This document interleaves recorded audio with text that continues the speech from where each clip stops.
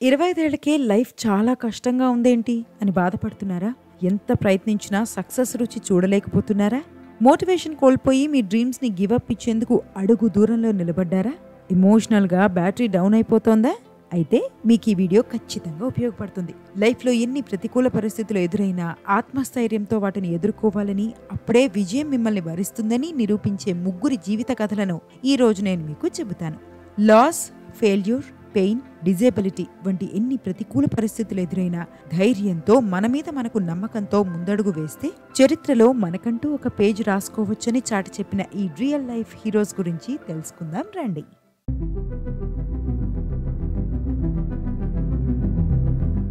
All our dreams can come true if we have the courage to pursue them. Walt Disney. మీకు Mickey Mouse గుర్తుందా? చిన్నప్పుడు తెగ చూసేవాళ్ళం కదా. కార్టూన్ ప్రపంచంలో మిక్కీ మౌస్ ఒక సంచలనం, బిగ్గెస్ట్ హిట్ కూడా.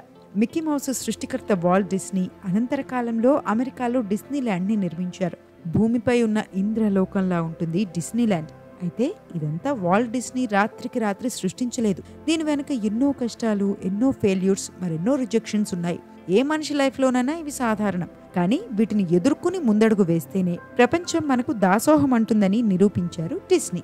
వాల్ట్ డిస్నీ చాలా పేద కుటుంబం నుంచి వచ్చిన వ్యక్తి. బతకడానికి చిన్న చిన్న పనులు చేస్తూ ఎదిగాడు. కానీ చిన్నప్పటి నుంచే ఆయనకు డ్రాయింగ్ అంటే ప్రేమ. ఎంత కష్టం వచ్చినా నష్టం వచ్చినా డ్రాయింగ్ని, దానిపైన ఉన్న ప్రేమను మాత్రం వదల్లేదు.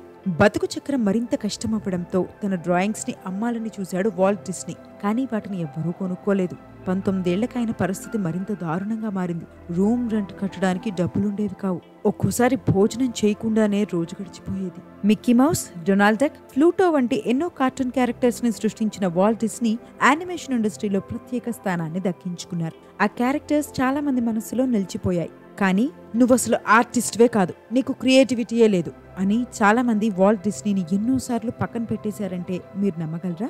ఆ మాటలకు ఆయన కుమిలిపోలేదు, తిరిగి ఇంటికి వెళ్ళిపోలేదు. తన కళను సాకారం చేసుకునేందుకు అహర్నిశలో కష్టపడి తానేంటో, తన సత్తా ఏంటో నిరూపించారు.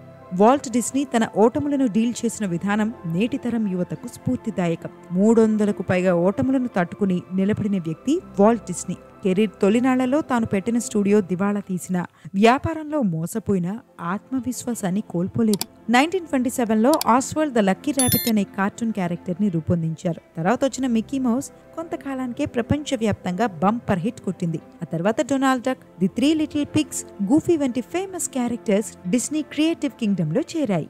సక్సెస్ రుచి చూసినా అక్కడితో ఆగలేదు Disney. Snow White and 7 dwarf పేరుతో ప్రపంచంలోనే first full length animated feature film ని రూపొందించారు. అప్పట్లో ఇదొక సంచలనం. డిస్నీ ఈ ఐడియాను ఇతరులతో పంచుకుంటే అయ్యే పని కాదని పక్కన పెట్టేసేవారు. కానీ అసాధ్యాన్ని సుసాధ్యం చేయడం డిస్నీకి కొత్త విషయం ఏమీ కాదు. ఈ ఫీచర్ ఫిల్మ్ ఒక ట్రెండ్ సెట్టర్ గా నిలిచిపోయింది. ఇక డిస్నీల్యాండ్ వాల్ట్ డిస్నీ కెరీర్లోనే బిగ్గెస్ట్ ప్రాజెక్ట్ అని చెప్పుకోవాలి. తన కళని సాకారం చేసుకునేందుకు ప్రతి విషయంలోనూ ఆయన కష్టపడ్డాడు. అన్నీ తానే దగ్గరుండి చూసుకున్నాడు. డిస్నీల్యాండ్ని తన చేతులతో క్రాఫ్ట్ చేశాడు. ఆర్థిక కష్టాలను తన బిజినెస్ మైండ్తో ఎదుర్కొని ఎటకేలకు డిస్నీల్యాండ్ని ప్రపంచానికి పరిచయం చేశాడు. నువ్వు చెయ్యలేవు, నీ వల్ల కాదు అని ఎవరైనా అంటే మాటలు ఆపేసి చేతులతో ఆ పనిని చేసి వారికి చూపిస్తే ప్రపంచమే నీ వెనక నిలబడుతుందని చెప్పేందుకు వాల్ట్ డిస్నీ జీవితం చక్కటి ఉదాహరణ.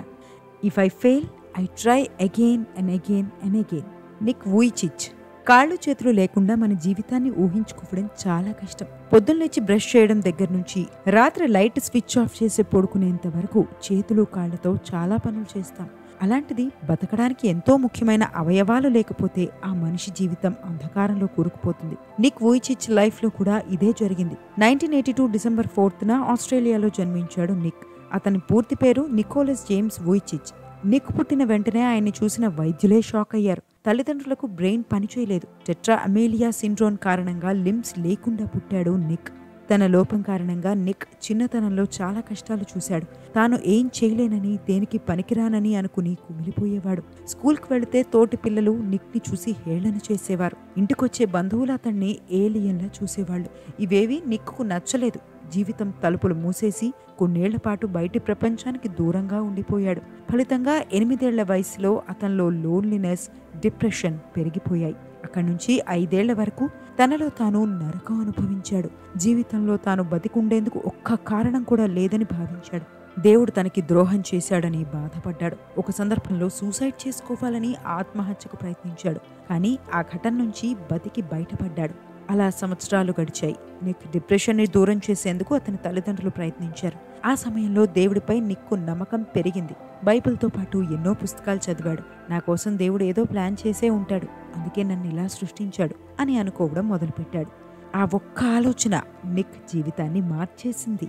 ఓసారి 15 ఏళ్ల నిక్ తన స్కూల్లో ఫ్రెండ్స్ ఎదుట ఒక స్పీచ్ ఇచ్చాడు. ఆ స్పీచ్ని అక్కడే ఉన్న టాయిలెట్లు కడిగే వ్యక్తి విన్నాడు. కొంతసేపటి తర్వాత నిక్ దగ్గరకు వచ్చి, నీ స్పీచ్ విన్నాను, నువ్వు ఒక వరల్డ్ వైడ్ స్పీకర్గా మంచి గుర్తింపు తెచ్చుకుంటావు, ప్రపంచం మొత్తం తిరుగుతావు, నీ మాటలతో ఈ ప్రపంచం స్ఫూర్తి పొందుతుందని చెప్పెళ్ళిపోయాడు. ఆ మాటలు విన్న నిక్కు నవ్వొచ్చింది. కొన్ని నెలల తర్వాత అదే వ్యక్తి నిక్ కోసం ఒక మీటింగ్ ఏర్పాటు చేశాడు. అందులో నిక్ ప్రసంగించాడు. తన లైఫ్తో పాటు ఎన్నో విషయాలను పంచుకున్నాడు.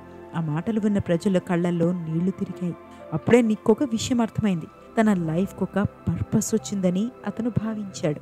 నా మాటలకు వాళ్ళు ఎందుకు ఏడ్చారో మొదట్లో నాకు అర్థం కాలేదు. ఆలోచించాను. నా మాటల్లో వారికి హోప్ కనిపించింది. నా కథలో వారికి లైఫ్ మీనింగ్ తెలిసిందని నిక్ చెప్పుకొచ్చాడు. ఆ తర్వాత మోటివేషనల్ స్పీకర్ అవ్వాలని నిర్ణయించుకున్న నిక్ ఆ తర్వాత 78కి పైగా దేశాలకు వెళ్ళాడు. 3500కు పైగా ప్రసంగాలు చేశాడు. 9.7 మిలియన్ మందిని ఫేస్ టు ఫేస్ కలిశాడు. 10 దేశాల్లోని ప్రభుత్వాలతో కలిసి పనిచేశాడు. టీవీ షో ద్వారా 2.8 బిలియన్ మందికి చేరువయ్యాడు. టీచర్స్, స్టూడెంట్స్, పిల్లలు, పెద్దలు అందరినీ మోటివేట్ చేస్తున్నాడు. నిక్ మాటలు విన్నవారు అతని ధైర్యం, ఆత్మవిశ్వాసాన్ని చూసి సెల్యూట్ చేస్తున్నారు. మనసు విరిగినా, జీవితం అంధకారంలో కూరుకుపోయినా నువ్వు మళ్ళీ బయటపడగలవు. నువ్వు మారగలవు. నువ్వు సాధించగలవు. కాళ్ళు చేతులు లేని నా చేతే దేవుడింత గొప్ప పని చేయిస్తున్నాడంటే నీకోసం అద్భుతమే రాసుంటాడు. నీ లైఫ్ పర్పస్ ని ఖచ్చితంగా చూపిస్తాడు. దేవుడిపై నమ్మకం ఉంచని నిక్ చెప్పే మాటలు లక్షలాది మందిని కదిలించాయి. 2005లో ఆస్ట్రేలియా నుంచి అమెరికాకు వలస వెళ్లిన నిక్ లైఫ్ వితౌట్ లింబ్స్ అనే ఇంటర్నేషనల్ నాన్ ప్రాఫిట్ ఆర్గనైజేషన్ ని స్థాపించాడు. దానికి ప్రస్తుతం సీఈఓగా ఉన్నాడు.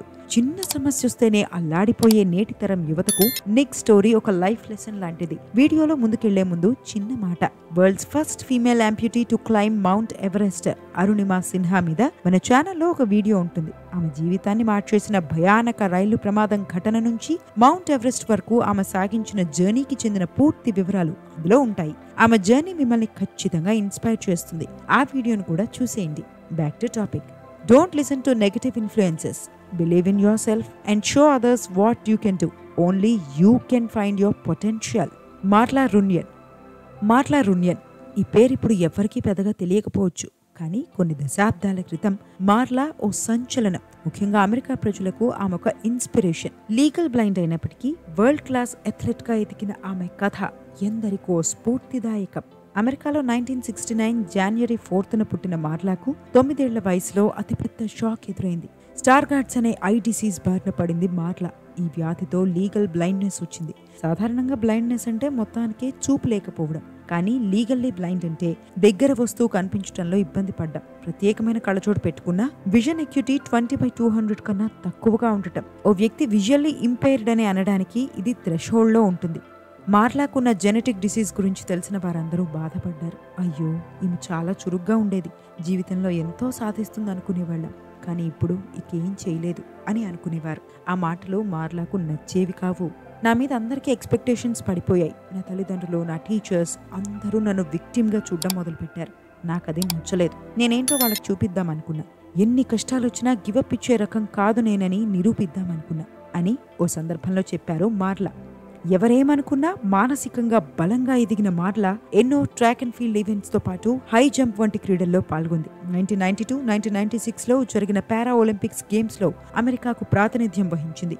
5 బంగారు పతకాలతో పాటు ఎన్నో వరల్డ్ రికార్డులను బ్రేక్ చేసింది.